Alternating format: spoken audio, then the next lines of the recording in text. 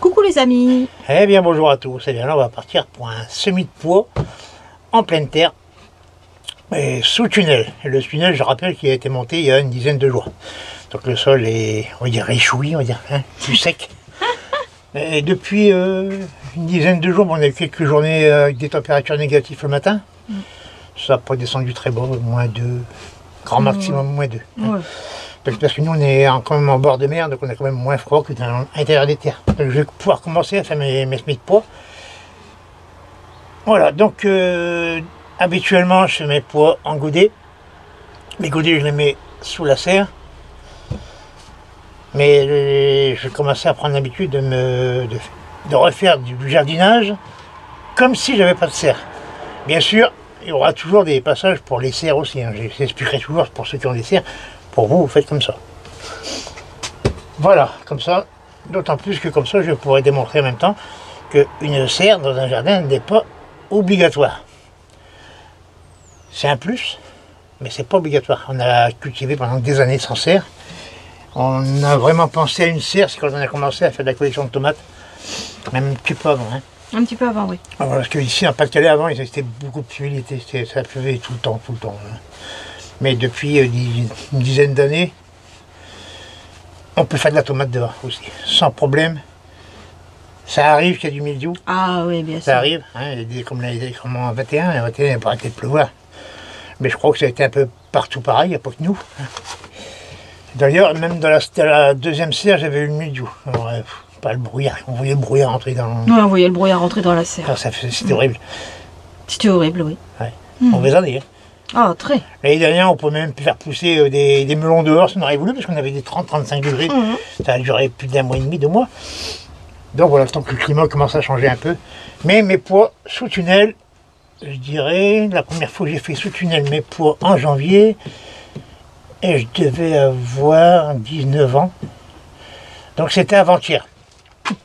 Et depuis, bon, après j'ai la serre, donc après je faisais mes semis en godet sous la serre, mais voilà, mais sinon c'est possible, à condition d'avoir préparé le sol en amont et d'avoir monté un tunnel pour, comme je disais, pour que ça réchouille. D'accord. Donc là, oui, vas-y. Là, je vais semer du pois à rame. Donc bien sûr, sous le tunnel, je ne peux pas mettre mes rames maintenant. Bah non. C'est logique. Donc, dès qu'ils auront, je dirais, une vingtaine de centimètres, là je serai obligé de mettre mes rames, sinon là ça va commencer à se coucher. Mais déjà quand ils auront une vingtaine de centimètres, il fera bon, bien quoi. meilleur. Hein, bon, je pense qu'on sera arrivé en début mars. Début mars, ça craint plus. De toute façon, le poids, c'est passé le véhicule, le poids résiste très bien au froid. Jusqu'à moins 5 degrés, il n'y a aucun souci. Alors, même si vous avez semé avant que c'est bien sorti, pour ceux qui sont plus bas que nous, hein, pour si vous avez semé au mois d'octobre, novembre, c'est déjà sorti, puis qu'il gèle maintenant, puis les chats ils vont faire la tête. Hein. Oui. C'est comme nous, quand Ils vont fait froid, basculer, on rate la tête dans les épaules. Pour eux c'est pareil, mais dès qu'il fait bon, hop, c'est reparti. Donc le poids résiste très bien au froid. Par contre, nous ici dans le Pas-de-Calais, comme il y a assez d'humidité, même s'il ne pleut pas tous les jours, il y a quand même assez d'humidité, et on peut avoir des coups de froid du jour au lendemain. Là, ça peut être dangereux. C'est pour ça que je mets un tunnel dessus. Sinon, je pouvais semer en plein terrain. Voilà. Donc là, je vais faire mon semis. On va faire ça en musique. Hein, comme on fait habituellement. C'est pas mal, je trouve. Oui, c'est pas mal. Ouais, puis il y a beaucoup de monde qui aime bien. Ça change un petit peu, voilà. Voilà, donc voilà. Donc je vais faire mon semis. Et puis après, on se reprend après. J'ai une question. Oh, une question. Oui. Là, est-ce qu'il faut amender le terrain? Ah, alors l'amendement du terrain se fait au préalable. C'est-à-dire à l'automne.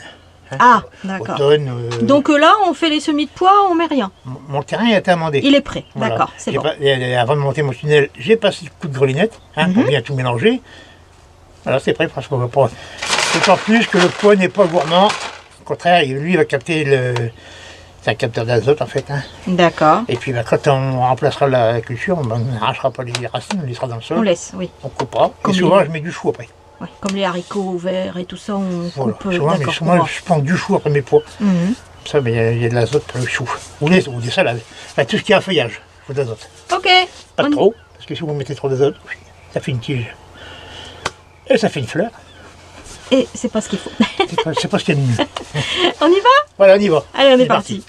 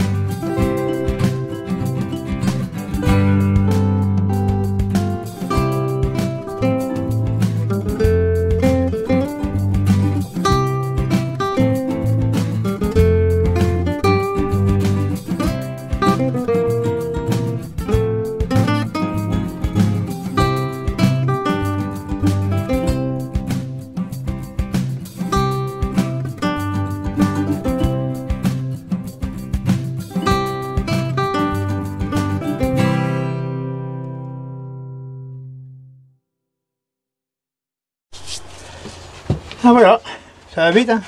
Quand le terrain il est prêt, ça prend quelques minutes. Il faut savoir où on va. Voilà. Donc, alors vous avez vu, j'ai semé très dru. Parce que moi j'aime bien que le poids il fasse un rideau en fait. C'est comme quand je fais des mottes ou des godets. Je prends un godet de 9 et je mets 9 graines dedans. Alors ceux qui veulent commencer à lancer, ils peuvent y aller. Godet de 9 graines, comme dans une vidéo. Et puis voilà. Le poids n'est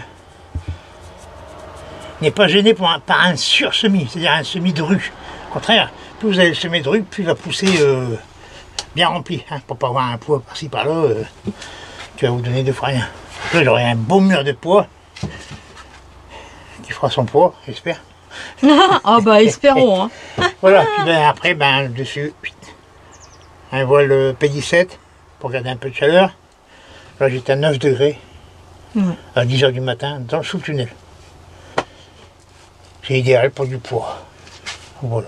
Du poids, il germe à des températures assez basses.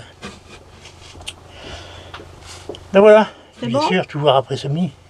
Arroser. Toujours arrosé. Et là, arrosé dru. Hein. Pour 4 mètres, j'ai mis 10 litres. D'accord. Là, sous tunnel, s'il fait très beau dans la journée, pas mal de soleil. Tant que c'est pas levé, c'est pas la peine. Par contre, il faut vérifier que ça ne sèche pas. D'accord. Un semis ne doit jamais sécher. Mais après, dès que ça va commencer à lever, là, pour éviter que ça file, parce que ça risque de filer quand même, hein, avec la chaleur.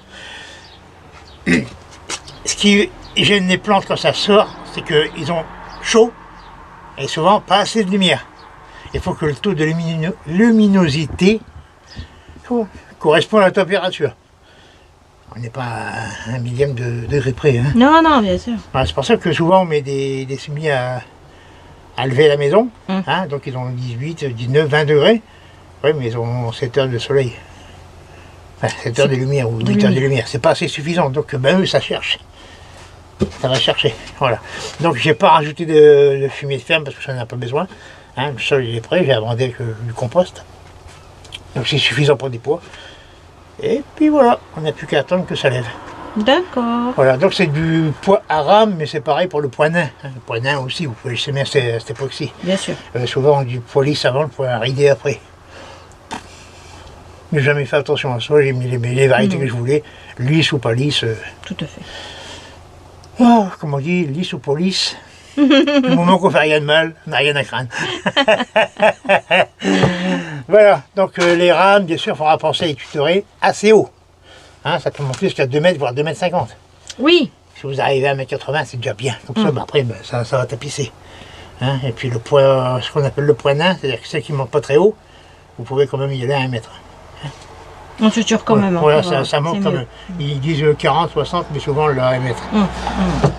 Voilà, donc là j'ai fait 2 lignes.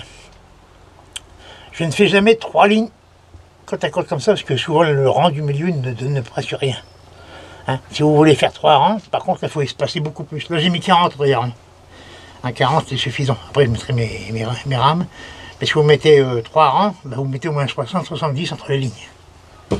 Sinon le rang du milieu il va être étouffé par les autres et il ne vous donnera pas grand chose. Faut que ça respire. Hein. Voilà, et puis ben, après ce sera au bourdon, aux abeilles à faire le boulot. Eh oui.